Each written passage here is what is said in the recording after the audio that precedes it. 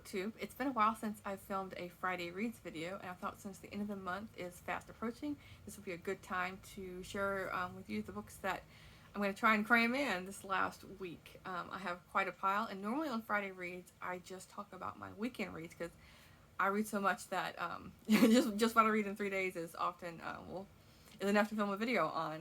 But I could still keep pulling because I've been focusing mostly on westerns for June on the Range. But this last little bit, I have been starting to pull from my nonfiction shelves because I have a lot of like pioneer, frontier, homesteading, western books on these shelves, and more than enough to keep me occupied and busy. But yeah, as far as my month is going, I've been a little bit preoccupied. I didn't get to do a weekly wrap up this past weekend because I was on a beach trip. Because I had the day off on Monday and I took an additional day off and I got off early on Friday, so I just like had a really long weekend. I went to Southern Oregon. The beach is there, and I've never been to that part. I've been all the way up from San Diego all the way to Crescent City in California, and then I've gone to like halfway through Oregon all the way up to Seattle. But the Southern Oregon part I hadn't gone to before, so and it was really nice. What I liked about it is that there's a lot of small beach towns along the Oregon coast, but in that area in particular, because it's not near any cities, even on a holiday weekend, it was so nice to not have to deal with any traffic. Like the town I was in didn't even have any street lights. It was perfect. But so my mind's been a bit distracted with that trip, and then also I have a gigantic trip that I haven't mentioned yet on here, but I am going to be taking off 30 days, not 30 days of PTO from off work, but basically 4 weeks off of work, because I'm going to be going from Portland all the way down to Texas, and then making like a loop, going through like Oklahoma, Kansas, and then Denver, Grand Junction, like going through I-70, all the way through Colorado, and then back. But then along the way, we're going to make lots of stops in like Salt Lake City and Santa Fe area and all of that, so just make a really nice trip out of it. So I'm getting completely sidetracked, but that's where my mind's been, so I might as well go ahead and share with you what's on my mind, like personal stuff, before I get into the books. But so yeah, I've been like, that's taking a lot of planning, so a lot of my reading time this month has been focused on that, because I'm leaving into July and going all the way through almost the end of August. So yeah. But if any of you have any recommendations, I've been like looking in at like bookstores, of course, and like different nature walks and things along the way, because I've been to several of these places, but I've never been to Santa Fe, and I've never been through Colorado at all. But the other places I have, some familiarity with. But yeah, it's gonna be a huge trip. And the main reason for that is my boyfriend has gone back to school, and he has like 1 year left, but he's taking the summer off from school, so he has extra time. So why not take advantage and go on a trip? So last year we went to from here through through Minnesota, like staying in Minneapolis, going up to Duluth and a little bit of Wisconsin, and going back. So we saw like Montana, a lot of like Montana and Idaho and things like that. But that was really my choice of where I wanted to go, because I've never seen the Great Lakes, so I wanted at least, so if I'm gonna see the Great Lakes, why not see the biggest one, Lake Superior? So this year I was like, lifted up to him, since he's been so busy with school and work, why don't you pick where you want to go? And he has quite a few friends in Austin, Texas, and so he's like, why not make a trip there, and then we have friends we can stay with while we're there, so at least that'll cover a bit of the cost there. It's like, okay, sure. So we're going from Portland all the way down, like a gigantic diagonal. In a way. So yeah, if anyone has any recommendations like along the way, I would much appreciate it. But yeah, onto the books. So I am in the middle of several books, and including some short story collections. So I thought I would kind of like touch base on where I am with those. So I'm Legends and Tales of the American West by Richard Erdos. I am has a handy dandy bookmark attached here, and I am not even halfway. Like I said, I've been much distracted with trips, but it's a really fast read, and there is lots of pictures, lots of black and white cutouts here, and I didn't fully realize when I picked this up how it's it focuses heavily on, like, you know, you would think I would fully realize with the title here that a lot of it's based on like folk tales. So it's not exactly the history. It gives you a little bit of history of where these tales, like, is there any basis in real life, or is it a completely like, made up person? And what it gives you a little bit at the beginning, and then it gives you a whole chapter on different iterations of the character that we're focusing on. So I am on a golden haired fellow is where I am at. I think I got, yeah, anyway. So yeah, it's really pretty. I would love to get through this. I keep telling myself, like, especially the other one as well. I have extra months, but the thing is, I should have brought those down. But I have picked up a couple other short story collections that are huge, like over 1,000 pages. It feels like, at least, that I haven't gotten through. Like, I was like really dedicated the first couple of weeks. Like, I was reading one a day, and then I slacked off. And I don't know if it's just me. Maybe you as well have this, I don't know, warring thing going on of, like, if I know I can't finish this book in 30 days, like, I like slacked off a bit, and I could have gotten through this in 30 days or even less. I'm just like, okay, I'm just like dropping it completely, and I will eventually pick it up. So that's happened to me twice already. I have 2 books that have been ongoing for ages now that I started this year. I want to finish it by the end of this you know, end of 2023. Hopefully sooner than later. But yeah, so hopefully I can get through this one this month.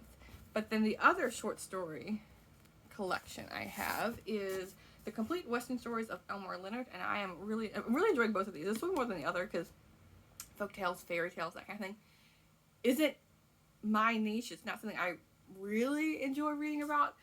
But like the nonfiction part at the beginning of each chapter, I'm really liking, of course. But I have to show these in paper because I love these old, like, the pulp Western covers here. And for this one, I am like a third of the way in. But this is fantastic, and it goes from his very first submissions all the way through, I think, his last. So, and it goes in chronological order, so you can see his progression on his Western storytells. So yeah, there is that one. And then I have 2 more books that I am in the middle of. These 2 I'm hoping to finish today. So I have Annie Smith. She wrote Homestead. And when I saw this book in a bookstore, what caught my eye was this beautiful landscape along with Annie Dillard quote here. And I normally don't pay attention to blurbs at all, but Annie Dillard caught my eye. I've never heard of this author before. And I am, let's see, 106 pages in, and it's not that long. It's like around 200 pages. And I never heard of this person before, but as I'm reading it, come to find out that she is one of the producers of A River Runs Through It, the movie. And I've read the book and I've watched the movie, and I really like those. And what's funny is, like, as I'm reading this, you would never, like, suspect that she's, I don't know how much money she made off it, but you would never know she'd be that successful, because when the story opens, she is, like, just scrounging to make do in Seattle, and she's living in the city, and it talks about how she was decorating her Christmas tree, and she didn't even have money for, like, little round baubles. She had, like, cranberries and popcorn and string, and, like, that was going to be her Christmas decorations for the tree, and so just really, like, penny pinching. And then her and her husband gets a job at the University of Montana in Missoula, and so they make their way there. She's always been a city girl. She grew up in Chicago and then was in Seattle. But when they're there, her husband gets diagnosed with a hereditary heart disease, and he knows he's not going to have, he doesn't know how much time, he knows he's not going to have forever, and so he really just push and follow our dreams. And so they decide to live up in the mountains, and, like, there's, like, an icy cold road that they're traveling up and down, and, like, steep hills to get there, but, following her dreams. And then he dies. She's a widow and raising her four boys, and still remains on the slope, like, on the against the mountains, on the Blackfoot River. And, like, it's funny, when she left the city, her friends were like, I'm gonna give you a year, maybe 2 at the most. But no, and I looked up on Wikipedia, and I guess she's still living there. But yeah, so this is a really nice read. And then the other one is a Western, Giles, a Lutz outcast gun. This is following Quaid, who he's, like, the fastest gun in the West, and he's trying to kind of, like, leave the past behind him and wants to settle down. He doesn't want to keep going through all these towns, but every time he stops in a small town, someone recognizes him, or somebody like tests him, so then he has to like have a shootout, of course, like you know, and then he's like gets pushed out of the town, and it doesn't feel welcome at all. But while he's in this town, of course, he gets recognized, and he has to gun some people down. He meets a woman who's also struggling, who is also an outcast, and so they kind of like group up together, him and her family, and like the outcast unite to face the town. So yeah, and I am 62 pages in this one. I'm about halfway, so hopefully I get through these two today. Okay, so there's all the currently reading, ongoing. Hopefully can knock all of those out relatively quickly. And then I have a slew of books. I'll start with the Westerns first. I thought it would be fun to, because I've been reading a lot of these older books, like from like the, I don't know, 60s, 70s, 80s. But the newest, the newest one I have is this one. It's from 2008. So I thought it would be fun to read like some of the older Westerns versus the new and compare them. So I have Johnny D. Boggs, The Heart Brand. And I haven't read this yet, so let's see. I'll give you a quick summary. He's looking forward to a grand adventure on his uncle's ranch. It's 1,000 miles from home, and it's beyond the odds of his parents. So it's like his first time out at his uncle's property and learning the ropes, I'm sure. And then I have Stars is God's Lanterns by Charles M. Wilson. This is another short story collection, like essay collection. But it says like 15 tales collected by the Ozarks' best known sons, and so I really like the sound of this book when I picked it up, and so I'm like, even though I'm in the middle of two collections, I am going to see if I can get through this one, because it's only 183 pages. I can do it. I can't. Like, I typically read one a day from each of these, but I feel like I can do at least 2 or 3 and do it in a big push and get it done. Because if I really like an essay collection, I can really push through it and not read one a day, like not want to put it down. Like this one, for example, it's a narrative and it follows pretty much chronologically, but it is like an essay collection in a sense. Like it gives you a theme per one, so something like that I can push through.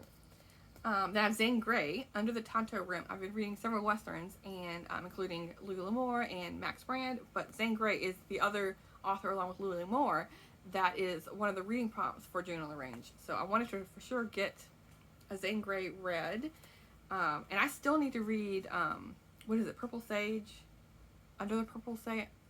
Something with Purple Sage, I feel like. I'm like, I need to read that one. I have not read that one. Is it listed here anywhere? Maybe not. Maybe he hadn't published it at that book at this time. But Zane Grey wrote so many books. It's not even funny. And he was even in an ad for one of the other books I was reading. I'm not sure where that book went. But it's like one of those like old fold-out ads that is in the mass market. One of like Zane Grey classic collections back in like the 60s was already being published. But anyway, so when I get to this one, it says, I'm going to bore you. What was that about? It literally says, I'm going to bore you. I'm not sure. I'm sure it doesn't mean like bore them to sleep. Maybe like riddle them with bullet holes, probably. But yeah, it's like a quote from the book. So yeah, there's that one. And this another book that caught my eye, along with the Ozarks book when I was hauling these, is Mama. And I know that the book zealots told me how to pronounce this, and like I cannot remember to save my life how do they pronounce it. Mima? So I can't remember, but it's like a cultural pronunciation of mother. But this is a novel about the outlaw mother of Frank and Jesse James by Susan Dodd. This is the real saga of a frontier woman who was courageous, unyielding, opinionated, and determined to prevail against all odds. And I think the cover really does it justice of the quote here, because she does look fierce and a little bit foreboding. And then the last fiction book I have is The Big Sky by A.B. Guthrie Jr. This is a novel that a Western I picked up last year after I had finished reading June on the Range books, because a couple of people had mentioned this, and so I snatched it up right away, but I was saving it for this next June on the Range, and so I really want to get to this one. I also have the sequel, and the sequel is The Way West, so maybe I'm gonna read this one this month, and then in July I'll get to that one. But for sure, this is the one on my list. It has a foreword by Wallace Stegner, and it's supposed to be a fantastic Western book, like, you know, like a classic Western. So I for sure wanted to get to that one. Then moving on to some nonfiction. Like I said, all this fiction Western reading has really made me want to pull from my Western shelves, and so I have a couple are set in the West. This one, the first one I'm showing you, isn't. It's set in Ohio. This is My Meadows, a harvest of country wisdom from the author of, let's see, A Thread of Blue Denim by Patricia Penton Limbach. Just that part of the title. I was like reading on here. But this is about a woman who has a farm in Ohio. And I haven't read the first one, and hopefully I can read this one without having to read the first one. But because this is like a old printing from, oh, it's pretty illustrations here. Let's see. When did this one come out? Came out in 1977. So hopefully I won't have to like track down this other, but I really like how it's illustrated. I haven't even opened it up yet, so I didn't realize that there was lots of pretty drawings. So yeah, switching things up a bit and reading a book set in Ohio, which was considered the West, you know, way back then.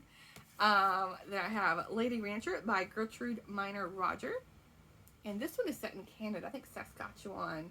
Her ranch is near Beachy, Saskatchewan. I'll need to look up where that is, because whenever I read a book and I don't know the location, I always am like Google mapping to see what the landscape looks like and the area, read a little bit about it, and so I will sure do the same with this one. And here she is with her cattle against the mountains. So yeah, this one, and there's this one that also has some pictures of her working on the ranch. And then I have a couple more books like that. I have Going Over East, Reflections of a Woman Rancher by Linda M. Hasselstrom. I'm just realizing these 3 books that I chose for like the homesteading are all by women, including like the one called Homestead by the producer of River Runs Through. They're all by women. I do have a couple by men, but I think I've already read those, so like these are ones I hadn't got to yet. But I have read a book by Linda M. Hasselstrom. And I have a couple more actually on my shelf. She writes a lot of, or she's also a part of a group of women who do like short story essays that are all set in the West. And so this one is, she's a poet, essayist, and working ranch woman. So this is her story of working a ranch in South Dakota that was homesteaded by her Swedish forebears. It's in the Black Hills, about a mile west, and the Badlands began 15 miles to the east. And I've been to the Badlands and the Black Hills quite a few times, like near the Rapid City area in South Dakota. It's a really pretty area. And then this last book, like I said, I'm giving you this whole slew of books, so I know I'm not going to finish them this weekend. This is like what I want to get to through the end of June, is Mary Val Adams. It says One Woman Without Rights. Hold on. The book is called Reluctant Pioneer, and it says One Woman Without Rights, caught in the wave of an historic migration. It says the woman's view of a way west in 1852. And this is this Mary Val Adams. She is, I think she's the great-granddaughter of the central characters in this book. And she takes their diary collection and, like, you know, kind of like summarizes it and puts it into this story. Is there any pictures here? Yeah, there is. There is pictures along with some drawings. So here are the people in the figure of the story. Is Millie and Charles are the 2 main characters. And then there is there's a picture of their house. This is in Idaho, Fort Boise, near the present city of Parma. Is where they end up settling, I think. But yeah, there's also some illustrations at the beginning and end of each chapter. So yeah, I love books with illustrations and get a feel for things. So Chimney Rock is here. So yeah, you can see I'm like all in the Western theme here, and that kind of like also plays in, well, like I was mentioning, with my big long trip, because I am very excited to explore more of Utah, Colorado, New Mexico. It's going to be tons of fun. So hopefully I can pull some inspiration from these and like continue saving dots, pinpoints on my Google Map like spreadsheet of craziness for, you know, points of interest to see. But anyway, I will talk to you soon. Thanks, BookTube.